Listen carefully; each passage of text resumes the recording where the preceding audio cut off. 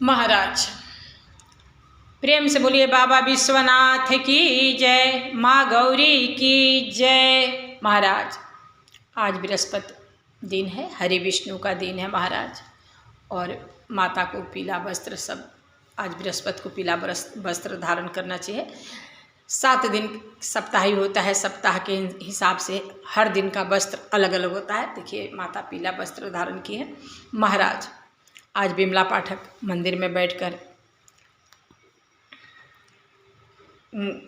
अपने कर्मों के हिसाब से कथा सुना रहे हैं शिव महापुराण से कि हम लोग अपने कर्मों के हिसाब से ही दुख और सुख पाते हैं। और कोई भी प्राणी जैसा कर्म करता है फल वैसा ही मिलता है। इसी से जब भी आप जहाँ भी रहिए भगवान के नाम लेते रहिए, अच्छे कर्म कीजिए। हम मनुष्य 84 योनि में घुमाए जाते हैं अपने कर्मों के हिसाब से। कर्म के हिसाब से ही हम अपने पाप कर्म के हिसाब से ही कीड़ा बनते हैं। आपको बकरी बकरा कुत्ता पीली जो भी हम लोग बनते हैं अपने कर्मों के हिसाब से बनते हैं। 84 योनियों में हम लोग घुमाए जाते हैं।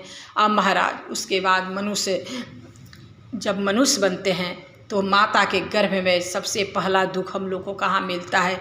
माता के गर्भ में जो 9 महीना हम लोग बांधे रहते हैं वो हम लोग अपने कर्म के हिसाब से उसमें दुख काटते हैं महाराज।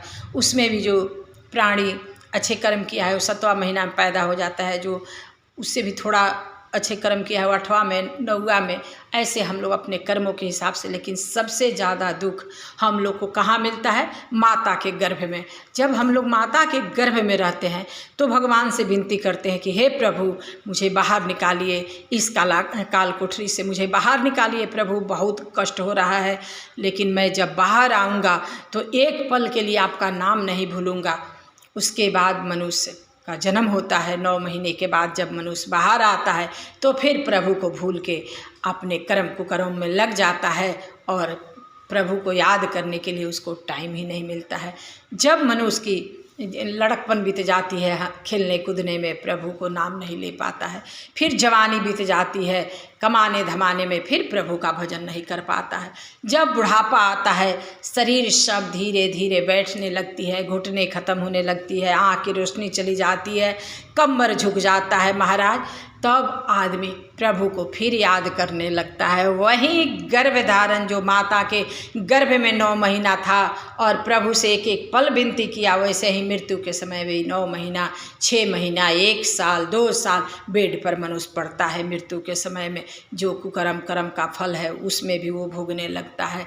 कोई प्राणी है जो अच्छे से मर जाते हैं क्योंकि भगवान के नाम लेकर मरते हैं, क्योंकि वो अच्छे कर्म किए हैं। महाराज मनुष्य तो अच्छा कर्म बहुत कम होता है, कुकर्म तो जल्दी ज़्यादा होता है। इससे ये कोशिश करें कि जब भी जहाँ रहें, भगवान ये नहीं कह रहे हैं कि आप मंदिर में बैठकर ही मुझे याद कीजिए, नहीं, जहाँ भी रहिए भगवान के नाम लेते रहिए, झूठ मत बोलिए, किसी को धोखा मत दीजिए, किसी का धन मत चुराइए, किसी के पत्नी की तरफ मत देखिए, किसी के घर में आप आग मत लगाइए। अगर किसी को सुख नहीं दे सकते हैं तो उसे दुख भी मत दीजिए। महाराज अपने वाणी से भी इतने मीठ बोलिए कि उस आदमी को अंदर कष्ट भी हो तो आपकी आवाज़ों से वो खुश हो जाए।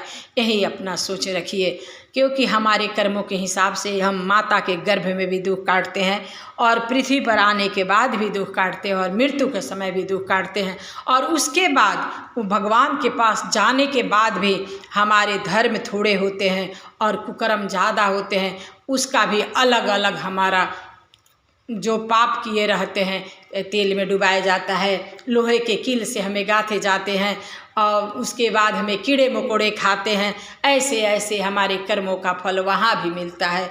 और महाराज दान उपदान भी करना चाहिए, क्योंकि मृत्यु के बाद भी इंसान की आत्मा बेचैन होती है। भूखे प्यासे जल का दान कीजिए, अन्न का दान कीजिए, भंडारा कराइए, ये सब जरूरी है। हाँ, एक कोशिश जरूर कीजिए कि हमारा कर्म हमेशा अच्छा हो।